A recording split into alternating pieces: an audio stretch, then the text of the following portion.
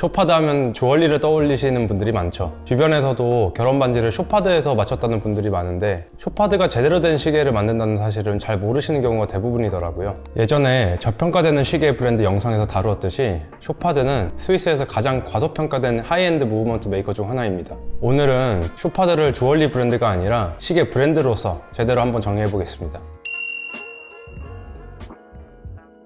쇼파드는 1860년 스위스 솜빌리에에서 루이 율리세 쇼파드가 설립한 시계 회사입니다. 초창기 쇼파드는 크로노미터급 정확도를 갖춘 고급 회중 시계를 제작하던 순수 워치메이커였으며 정확하고 얇은 무브먼트에 대한 수요를 바탕으로 러시아, 동유럽, 오스만 제국 등으로 수출을 확대해 나갔습니다. 창립 당시 루이 율리세 쇼파드의 나이는 24살이었고 정밀한 회중 시계로 빠르게 명성을 쌓게 됩니다. 한 세기가 지난 뒤 쇼파드는 창립자의 손자인 폴 앙드레 쇼파드가 운영을 하고 있었고 주얼리와 시계 사업을 이미 하고 있었던 칼 슈펠레 가문이 1963년 쇼파드를 인수합니다. 이후 칼 슈펠레 3세와 그의 아내 카린 슈펠레는 쇼파드의 생산 규모와 유통망을 크게 확대하며 글로벌 럭셔리 브랜드로 성장시킵니다. 1978년 칼 슈펠레 3세는 수직 통합을 위해 쇼파드 내부에 자체 귀금속 파운드리, 즉 금을 녹이고 합금을 제조하는 설비에 투자합니다. 이 결정은 단순한 공장 증설이 아니라 스위스 연방 귀금속 관리 체제에 따른 주조 라이센스와 엄격한 규제를 충족해야 되는 구조를 스스로 구축했다는 점에서 의미가 매우 큽니다. 이 시점부터 쇼파드는 단순한 시계 주얼리 브랜드를 넘어 귀금속을 합금하고 관리하는 기능까지 갖춘 기업이 됩니다. 이에 따라 스크랩 회수, 정제 설비, 유해 물질 및 폐수 처리, 보안 시스템, 금 재고 보험까지 모두 자체적으로 관리해야 되는 구조가 만들어집니다. 대부분의 브랜드가 이 과정을 외주 정년소에 맡기는 이유는 이 정도 규모의 설비는 일정 이상의 생산량이 없으면 경제성이 나오지 않기 때문인데요. 자체 파운드리를 가진 브랜드는 매우 드물고 대표적으로 롤렉스와 쇼파드 그리고 일부 대형 그룹 산하 브랜드 정도만이 이 구조를 유지하고 있습니다. 파운드리는 단순히 금을 녹이는 공장이 아니라 합금 레시피를 통제하는 기술적 기반인데요. 금의 색, 광택, 경도는 모두 합금 비율에 의해 결정되는데 자체 파운드리를 가진 브랜드는 케이스, 베젤, 브레이슬렛에 맞춰 서로 다른 합금을 설계할 수 있습니다. 그래서 디자인팀이 의도한 색과 질감을 더 정확하고 일관되게 구현할 수 있게 되는 거죠. 경제적인 측면에서도 파운드리는 매우 중요한데요. 가공 과정에서 생기는 스크랩과 연마 분진을 회수해 다시 정련하고 재합금함으로써 투입된 금의 흐름을 그램 단위로 관리할 수 있기 때문입니다. 외주 파운드리를 쓰면 이 금속은 외부 업체의 통제하에 들어가게 되고 브랜드는 완제품 기준으로 다시 금을 사야 합니다. 쇼파드는 자체 파운드리를 통해 회수, 재정련, 재합금, 재사용으로 이어지는 폐쇄형 구조를 운영하고 있습니다.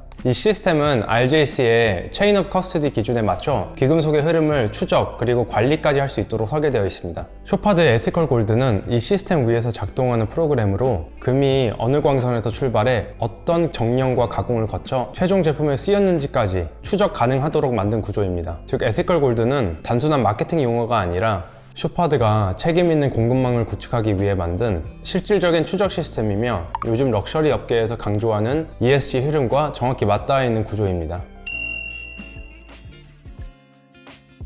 90년대 초 쿼츠 파동 이후 기계식 시계 시장이 회복되던 시기 대부분의 브랜드는 ETA 같은 범용 무브먼트에 의존하고 있었습니다. 이때 칼 슈펠레 3세의 아들인 칼 프레드릭 슈펠레는 자체 최고급 무브먼트 없이는 하이엔드 시계 브랜드로 인정받기 어렵다고 판단합니다. 그 결과 1996년 쇼파드는 스위스 플러리의 완전한 인하우스 무브먼트 매니팩처를 설립하고 LUC 컬렉션을 출범시킵니다. 이때 공개된 첫 무브먼트가 LUC 196입니다. 이 무브먼트는 세 가지 이유로 매우 높은 평가를 받았는데요. 첫 번째로 마이크로 로터 구조로 로터를 무브먼트 내부에 배치해 얇은 케이스 설계가 가능했다는 점이고, 두 번째는 트윈 배럴 구조로 두 개의 배럴에 메인 스프링을 나눠 담아 약 65시간의 안정적인 파워 리저브를 확보했다는 점, 그리고 세 번째, CUSC 크로노미터 인증과 제네바실을 동시에 획득했다는 점으로 이는 정밀도와 마감 품질을 모두 제3자 기관으로부터 공식 인증을 받았다는 의미입니다. 이후 LUC 매니팩처를 통해 쇼파드는 수많은 워치메이킹 특허와 고난도 기술을 축적해왔고, 특히 사파이어 크리스털과 공명 구조를 일체화한 풀 스트라이크, 그리고 그랜 소너리, 프티 소너리, 미니 리피터, 스톱 세컨즈 트루비용, 즉 시계 기술 중 생산하기 가장 어려운 기능들을 동시에 하나의 무브먼트에 통합한 그랜드 스트라이크는 다른 브랜드에서 보기 어려운 시계라고 할 수 있습니다. 그럼 왜 쇼파드는 품질은 파텍 필립 못지않다라는 평가를 받으면서도 저평가될까요? 지금부터 이야기할 이유들은 서로 다 연결되어 있다고 보는데, 일단 첫 번째는 이미지 문제입니다. 주얼리 브랜드라는 인식이 너무 강하고 시계를 잘 만드는 브랜드라는 건 시계 애호가들만 알고 일반 소비자들은 거의 모르는 경우가 많습니다. 까르띠에도 비슷한 거 아니냐라고 할 수 있지만 까르띠에는 탱크나 산토스처럼 100년 넘게 이어진 아이콘 시계 라인들이 이미 자리 잡고 있기 때문에 쇼파드와는 상황이 다르다고 봅니다. 이건 쇼파드가 시계 브랜드로서의 정체성을 마케팅에서 충분히 만들지 못한 측면이 크다고 생각합니다. 두 번째는 디자인인데요. 디자인은 주관적인 영역이긴 하지만 제 주변 애호가들도 그렇고 저 역시 쇼파드만의 디자인 언어가 뚜렷하지 않다라는 느낌을 받습니다. 그나마 쇼파드 시그니처라고 떠오르는 건 핸즈 정도인데 전반적으로는 퀄리티에 끌리는 시계지 디자인에 끌리는 시계는 아니다라는 인상이 좀 강하기도 한 것 같고요. 파텍, 랑에온투제네, 오데마 피게, 롤렉스는 멀리서만 봐도 브랜드가 바로 떠오르는데 쇼파드는 그런 시각적 아이덴티티가 상대적으로 약하다고 생각합니다. 물론 사람들이 쇼파드 시계를 잘 몰라서 그런 것도 있지만 디자인 포인트가 분명하지 않은 것도 사실이라고 생각합니다.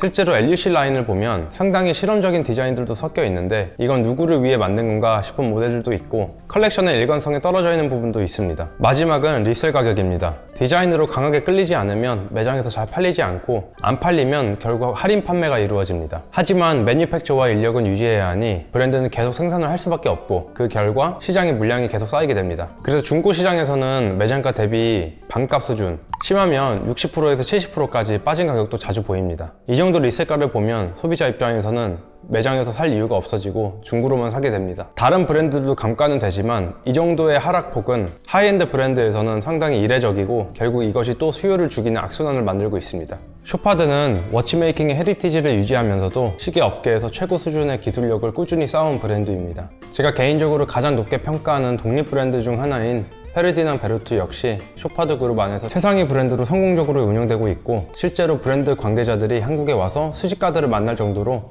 한국 시장에 많은 관심을 가지고 있어 저희도 항상 응원하고 있는 브랜드입니다. 쇼파드 본 브랜드 역시 LUC 라인을 통해 기술력은 충분히 보여주고 있지만 앞으로는 조금 더 대중적으로도 선택받는 브랜드가 되었으면 하는 바람으로 오늘 쇼파드에 대한 컨텐츠를 준비해봤습니다. 앞으로 이런 식으로 특정 시계 브랜드들을 계속 다뤄볼 예정이니 가장 먼저 보고 싶은 브랜드가 있다면 댓글로 남겨주세요.